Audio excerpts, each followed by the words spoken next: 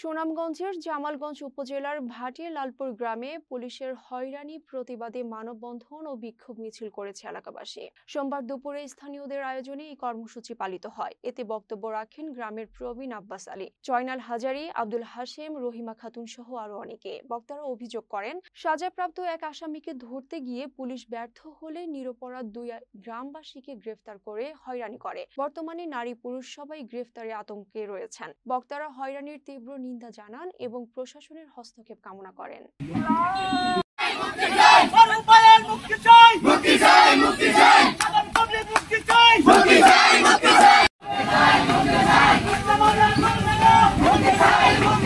কেন ওয়ারেন্টের আসামি ধরতে আসছে, আজকে আমাদের এই নির্যাতন করতেছে কেন?